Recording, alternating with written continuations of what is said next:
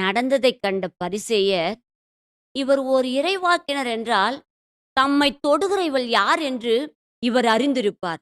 இவர் ஒரு பாவியாயிற்றே என்று தமக்குள்ளே சொல்லிக் கொண்டார். ஆய்ந்து அறிகின்ற இயேசு பரிசேயரின் சிந்தனையையும் நன்கு அறிந்திருந்தார். பிரியமானவர்களே, உங்கள் சிந்தனையில் சொல் உருவாகும் முன்பே நம் ஆண்டவர் நன்கு அறிந்திருக்கின்றார். அவருக்கு மறைவானது ஒன்றுமே இல்லை.